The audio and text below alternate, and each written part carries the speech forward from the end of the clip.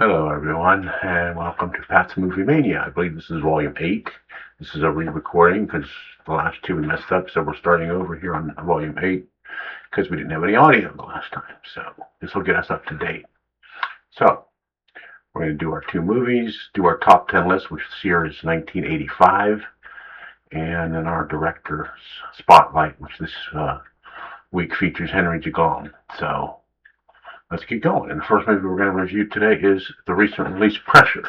And this is still at the theaters. It's also available on rental on Prime Video. This is the story of D-Day, the 72 hours preceding it, where Eisenhower had to make a decision on when to go and invade Normandy based on the weather report because he needed clear weather. And he enlisted the help of two meteorologists, James Stagg, who was a Scottish one, and um, Irving Crick, who was American. And they had two differing opinions on what the weather was going to be like on June 5th, which was the original date they were going to go. And they both play wonderfully. Andrew Scott plays Stagg, and Chris Messina plays Crick. They both were great in this, and as was Brendan Fraser as Eisenhower. Although he didn't look anything like him, the good actor that he is, he kind of made you forget that he didn't look anything like Eisenhower except for the shaved head. So everybody was good in that, and Crick said that June 5th was not a good day to go, and he said that they would have to delay it for a couple of weeks, which nobody wanted to do. And I'm sorry, Crick didn't say that. I messed up. Stagg said that, and Crick, the American, said no, June 5th is going to be fine based on past weather reports. So they were at odds over who was right. In the end, Eisenhower went with Stagg and went on June 6th because he said there's going to be a slight window of good weather there where you can go. And he said, okay, we'll go. And that's basically what ended World War II, the beginning of the end of World War II. And as you know, I'm a big fan of historical dramas, especially when they're done well and when they stay pretty close to the truth. We know that they can't ever stay completely to the truth, but they did a fairly good job on this based on what I've read. Of course, I wasn't alive in 1944, but I might look like it. But anyway, so you also had good turns by Damian Lewis. It was really good as the cocky Monty Montgomery, the British general, who Eisenhower luckily was still over him in rank. And Carrie Condon was wonderful as Kay Summersby, Eisenhower's assistant and alleged mistress. So we don't know if that's actually true, but this is what the rumors were. And it was really good. It kept you on the edge of your seat, almost like any kind of action movie. And the reason I can say I really thought it was great was because my wife actually liked it, and she could care less about history and doesn't know much about it, but she really liked the movie herself. So that told me a lot. And so if you get out there, still at the theater somewhere, check it out. Very good movie, Pressure. Which it took me after I saw it, I realized the pressure had to do with the barometric pressure of the weather. It just went right over my head. But anyway, so we go to movie number 2, and this is one that's available on Netflix right now. Little known movie, but good. It's from just a couple of years ago. It's called Dead Man's Wire, and this is a story of a man, I believe it was in Indiana, Tony Kuritzis, who in February of 1977 decided he was going to rob a bank and take hostages because they allegedly screwed him over on a loan deal. And he's played really well by Bill Skarsgård, whom you might know as the clown from the It movies. But this is a very gritty, realistic movie. Yes, it reminds you a lot of Dog Day Afternoon, same kind of plot. And the twist here is that Al Pacino is actually in the movie in a very small part as the bank manager's father and the actual bank owner. And he doesn't have a lot of screen time, but it's just ironic that he's in this when it takes so much from Dog Day Afternoon. Good movie in its own right, not anywhere near as good as that, but good in its own right. And there's also turns by Coleman Domingo as a DJ, and Kelly Lynch plays Al Pacino's wife. She's not on the screen too much. You blink and you'll miss her. But it was a good movie, and I liked it. And if you stay tuned to the end, they show video of the actual robbery and the hostage taking, because it was all captured by the news crews at the time. You know, they all knew what was going on. The police were there, and they had the news crews there, and they show actual footage at the end of the actual real Tony Caruthas, and it's interesting. So that's Dead Man's Wire. That's available on Netflix. Check it out if you can. So that's going to bring us to, if I may be so bold, our top 10 list. And this year is 1985. And again, I'm doing this just from memory. I don't use any notes with this one except for the list of the movies themselves. So number 10 on my list of 1985 is Fright Night.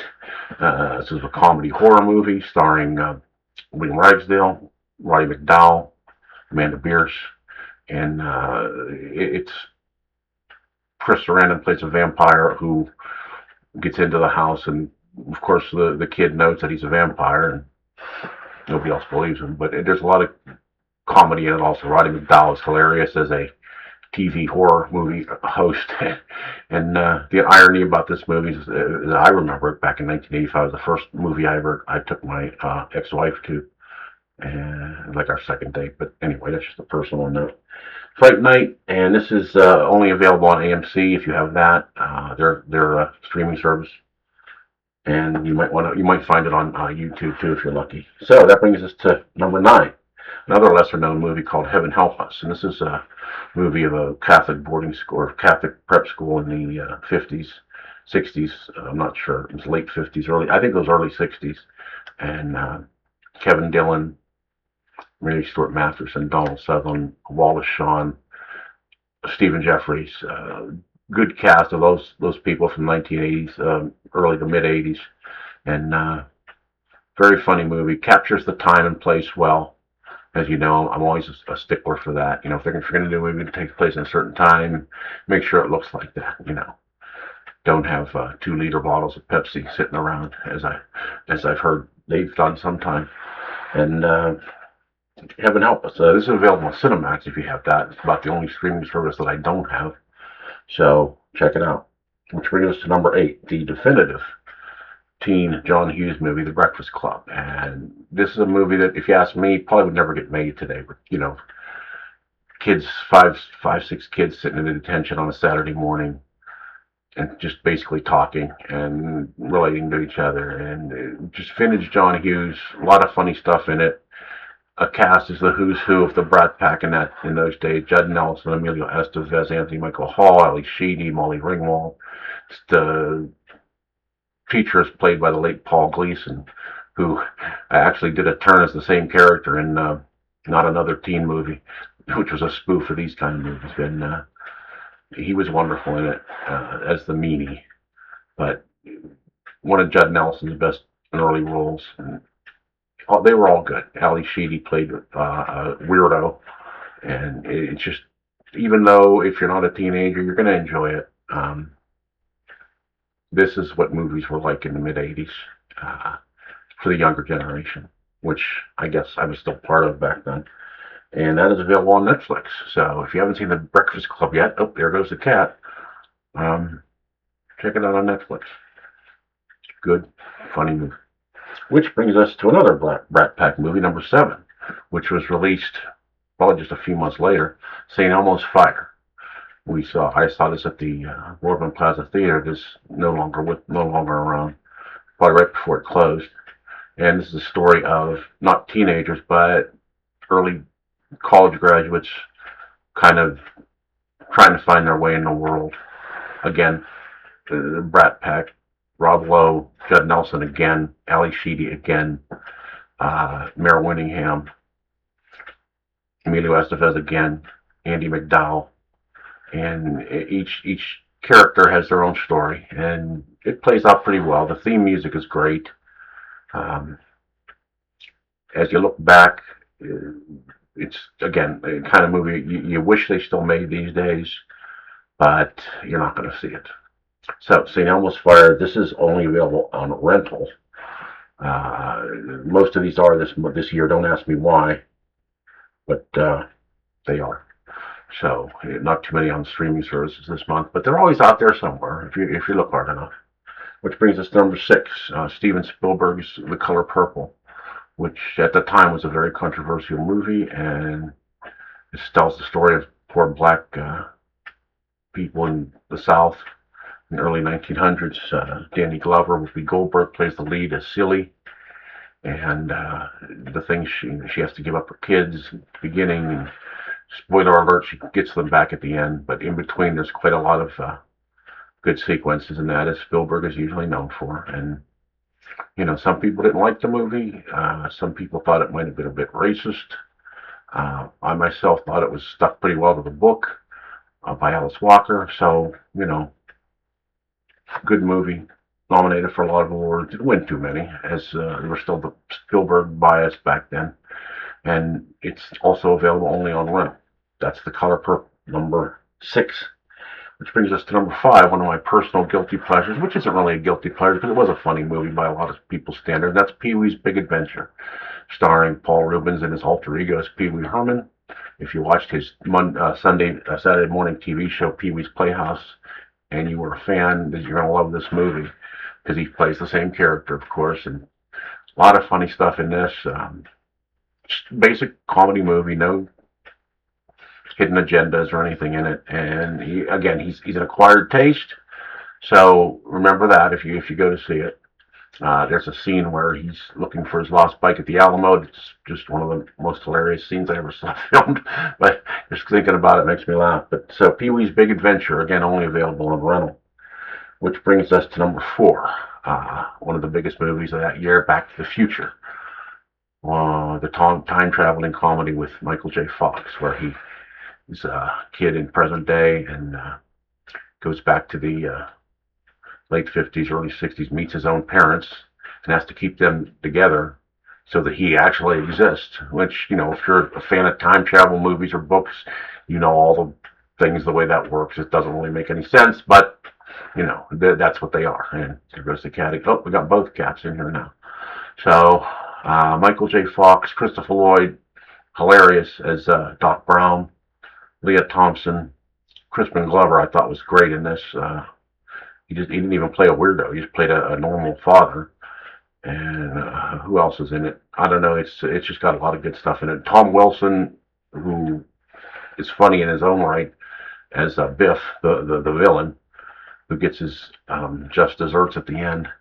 Now, they made two sequels to this, 2 and 3. Wasn't real too thrilled with 2. 3 wasn't bad, but none of them match this one. That's Back to the Future, directed by Robert Zemeckis, and that is also available on rental. And it's number 4, which brings us to number 3, another one that a lot of people don't agree with me about, but this is Year of the Dragon, Michael Cimino's crime thriller set in Chinatown in New York City, with Mickey Rourke as the crusading